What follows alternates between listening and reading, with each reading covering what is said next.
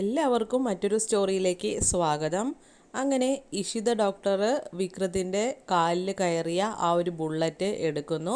ശേഷം സ്റ്റിച്ചും കാര്യങ്ങളൊക്കെ ചെയ്തു കൊടുക്കുന്നുണ്ട്. അപ്പോൾ ഇഷിത ഡോക്ടർ ആണെങ്കിലും വേദയോട് പറയുന്നുണ്ട്, ഹോസ്പിറ്റൽ ഫെസിലിറ്റീസ് ഒന്നും ഇല്ലാത്ത കൊണ്ട് തന്നെ നല്ല പെയിൻ ഉണ്ടാവും, സഹിച്ചേ മതിയാകൂ, വേറെ വഴിയില്ല എന്നൊക്കെ പറയുന്നു.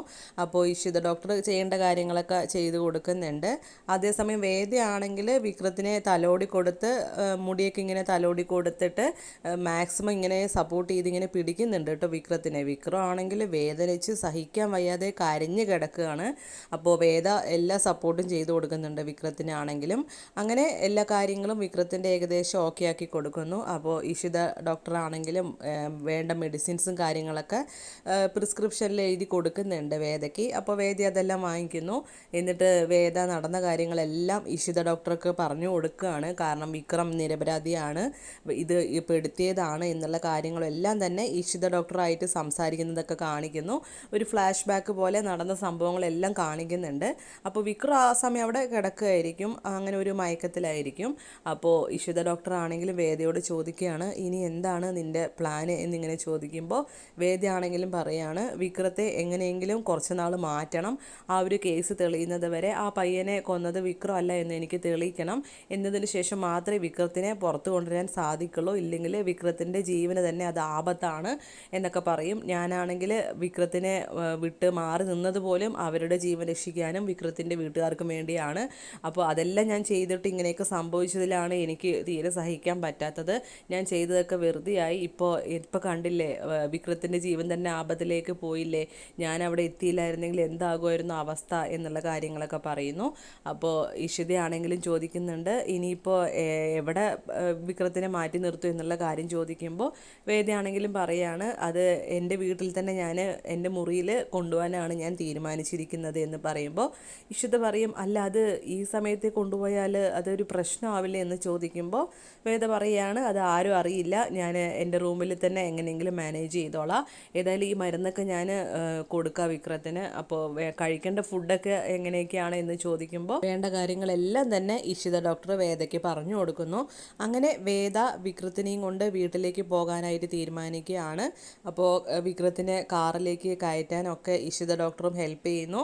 എന്നിട്ട് യാത്ര പറഞ്ഞ് വേദ വിക്രത്തിനെയും കൊണ്ട് നേരെ ചെല്ലുന്നത് വേദയുടെ വീട്ടിലേക്കായിരിക്കും. അപ്പോൾ വേദ ആരും കാണാതെ ആയിരിക്കും വിക്രത്തിനെ മുകളിലേക്ക് കൊണ്ടുപോയി കിടത്തുകയൊക്കെ ചെയ്യുന്നത്. അങ്ങനെ വിക്രത്തെ കിടത്തുന്നു വേദ. എന്നിട്ട് അടുക്കളയിൽ ചെന്നിട്ട് എന്തെങ്കിലും കഴിക്കാനുള്ള കാര്യങ്ങളൊക്കെ നോക്കുകയാണ് വിക്രത്തിന് വേണ്ടിയിട്ട്. അങ്ങനെ കിച്ചണിൽ നിന്ന് വേണ്ട ഫുഡും ജ്യൂസൊക്കെ ആയിട്ട് വേദ മുകളിലേക്ക് ചെല്ലുന്നു. വിക്രത്തിനെ കൊണ്ട് കുടിപ്പിക്കുന്നൊക്കെ ഉണ്ട്. അപ്പോൾ വിക്രം ആണെങ്കിലും ഇങ്ങനെ നോക്കുന്നുണ്ട് കേട്ടോ വേദയെ. കാരണം അത്രയ്ക്കും കെയറിങ് ആണ് വേദ വിക്രത്തിന് വേണ്ടി ചെയ്തു കൊടുത്തത്. കാരണം തൻ്റെ ജീവൻ രക്ഷിക്കാൻ തന്നെ കാരണമായത് വേദയാണ് എന്നുള്ള ആ ഒരു കാര്യങ്ങളൊക്കെ വിക്രം ഇങ്ങനെ മനസ്സിൽ ഓർക്കുന്നുണ്ട്. എന്നിട്ട് വേദയാണെങ്കിലും ജ്യൂസൊക്കെ കൊടുത്ത് അവിടെ ഉണ്ടായിരുന്ന തോർത്ത് കൊണ്ട് ഇങ്ങനെ വായൊക്കെ ഇങ്ങനെ തുടച്ചു കൊടുക്കുന്നൊക്കെ ഉണ്ടാകും. അപ്പോൾ അതെല്ലാം ഇങ്ങനെ വിക്രം വേദയുടെ കണ്ണിലേക്ക് ഇങ്ങനെ നോക്കി നിന്ന് ഇങ്ങനെ ചെയ്യുന്നതൊക്കെ ഇങ്ങനെ നോക്കുന്നുണ്ട്. വിക്രത്തിനാണെങ്കിൽ അത്യാവശ്യം നല്ല പോലെ പെയിൻ ഉണ്ടാവും, കാരണം സ്റ്റിച്ചൊക്കെ ഇട്ടിരിക്കുകയല്ലേ, അപ്പോൾ അതിൻ്റെ ഒരു പെയിൻ നന്നായിട്ടുണ്ടാവും.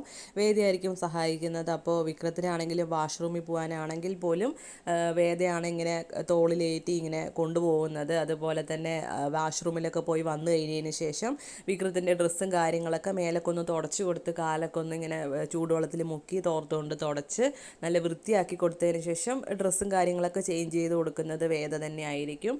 അപ്പോൾ അതിനുശേഷം വിക്രത്തിനോട് വേദ ചോദിക്കുന്നുണ്ട്, ഇപ്പോൾ ഇത്തിരി പെയിന് കുറവുണ്ടോ എന്ന് ചോദിക്കുമ്പോൾ ഇല്ല, എനിക്ക് നല്ലപോലെ പെയിൻ ഉണ്ട്. അപ്പോൾ വേദയാണെങ്കിലും പറയും, ഈ മെഡിസിൻസ് കഴിച്ചാൽ മതി, നല്ലപോലെ വേദനയൊക്കെ കുറഞ്ഞോളും, അത്രയ്ക്കും ബ്ലീഡിങ് ഉണ്ടായിരുന്നു, അപ്പോൾ അതിൻ്റേതായിട്ടുള്ള ബുദ്ധിമുട്ട് എന്തായാലും ഉണ്ടാവും, അത്രയ്ക്കും ബ്ലീഡിങ് ആയിരുന്നു. അങ്ങനെ ഈ കാര്യങ്ങളൊക്കെ ഇങ്ങനെ പറഞ്ഞുകൊണ്ടിരിക്കുകയാണെങ്കിലും വിക്രത്തിൻ്റെ മനസ്സിൽ വേറൊരു കാര്യമായിരിക്കും. വേദയോടായിട്ട് വിക്രം പറയാണ്, വേദേ ഞാനല്ല അത് ചെയ്തത് എന്ന് പറയുമ്പോൾ എനിക്കറിയാം വിക്രം അത് പറയേണ്ട ആവശ്യമില്ല, വിക്രം അത് ചെയ്യില്ല എന്ന് എനിക്കറിയാം, എല്ലാ കാര്യങ്ങളും ഞാൻ അറിഞ്ഞു എന്ന് പറയുന്നു. അപ്പോൾ വിക്രം ആണെങ്കിലും പറയുകയാണ്, കൂടെ നിന്ന് ചതിക്കുകയായിരുന്നു അവൻ എന്ന് പറഞ്ഞ് പുളിക്കലാണ് എല്ലാം ചെയ്തത്, അവനാണ് വിക്രമാണെന്ന് പറഞ്ഞ് വരുത്തി തീർത്തത് എന്നുള്ള കാര്യങ്ങളൊക്കെ പറയുന്നു. അപ്പോൾ വേദയ്ക്ക് ഓൾറെഡി അതൊക്കെ അറിയുന്ന കാര്യങ്ങളാണ്, എന്നാലും വിക്രം പറയുമ്പോൾ അതിങ്ങനെ കേട്ടിരിക്കുന്നുണ്ട്. അപ്പോൾ വേദയാണെങ്കിലും പറയാണ്, ഇനി ഒരുപാട് സംസാരിച്ച് വെറുതെ സ്ട്രെസ് എടുക്കണ്ട, നല്ലപോലെ ഒരുപാട് വേദനയൊക്കെ അനുഭവിച്ചതല്ലേ, ഇനി ഒരുപാട് സ്ട്രെസ് കൊടുത്ത് പ്രശ്നമാവും, അതുകൊണ്ട് വിക്രം എന്തായാലും റെസ്റ്റ് എടുക്കൂ, ഞാനൊന്ന് പോയിട്ട് ഒന്ന് ഡ്രസ്സൊക്കെ ചേഞ്ച് ചെയ്തിട്ട് വരാം എന്ന് പറഞ്ഞ് റൂമിൻ്റെ ഡോറ് നല്ലപോലെ ലോക്ക് ചെയ്തു എന്ന് ഉറപ്പ് വരുത്തിയ ശേഷം ഡ്രസ്സൊക്കെ എടുത്തിട്ട് വാഷ്റൂമിലേക്ക് പോകുകയാണ് വേദ.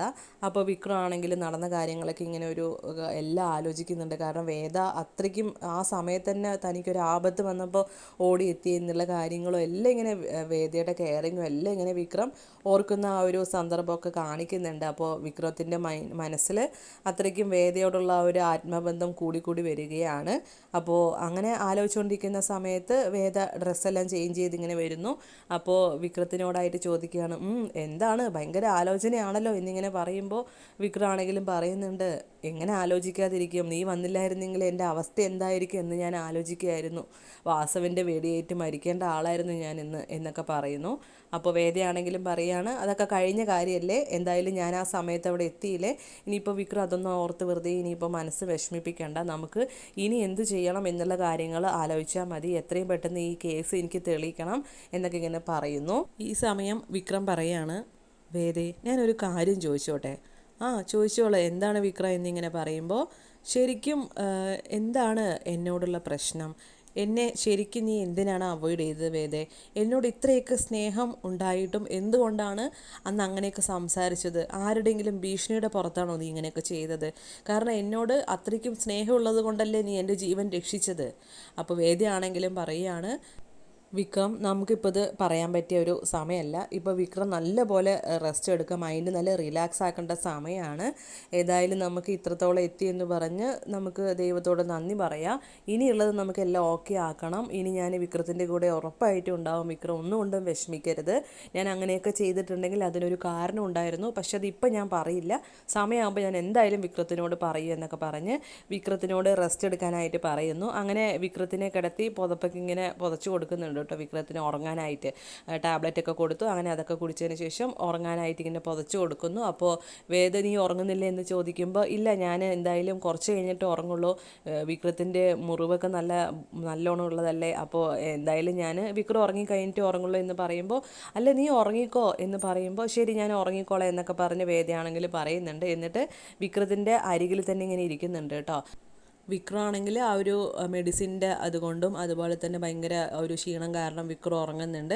വേദയാണെങ്കിലും അടുത്തിങ്ങനെ ഇരിക്കുന്നുണ്ട് വിക്രത്തിനെ ഇങ്ങനെ നോക്കിയിട്ട്. അപ്പോൾ വേദയും അറിയാതെ കിടന്ന് ഉറങ്ങി പോവുകയാണ് ചെയ്യുന്നത്. അപ്പോൾ വിക്രത്തിൻ്റെ കൂടെ തന്നെ ആയിരിക്കും വേദയും കിടന്ന് ഉറങ്ങുന്നത്. അങ്ങനെ അവർ രണ്ടുപേരും കൂടി ഇങ്ങനെ കിടക്കുന്ന കാണിക്കുന്നു. നല്ലൊരു മ്യൂസിക്കൊക്കെ ഇടുന്നുണ്ട് ബാക്ക്ഗ്രൗണ്ടിൽ. അങ്ങനെ അവർ ഉറങ്ങുന്നതിന് ശേഷം പിന്നെ വിക്രം ഇങ്ങനെ ഒന്ന് ഞെട്ടി ഉണരുമ്പോൾ വേദ തൊട്ടടുത്ത് ഇങ്ങനെ കിടക്കുന്നുണ്ടാവും. അപ്പോൾ വേദയെ നോക്കി ഇങ്ങനെ വിക്രം ഇങ്ങനെ നോക്കി വളരെ ഒരു ചിരിയോടുകൂടി ഇങ്ങനെ വേദയെ നോക്കി ഇങ്ങനെ സന്തോഷത്തിൽ വിക്രം ഇങ്ങനെ നോക്കുന്നത് കാണിച്ചുകൊണ്ടാണ് ഇന്നത്തെ സ്റ്റോറി അവസാനിക്കുന്നത്.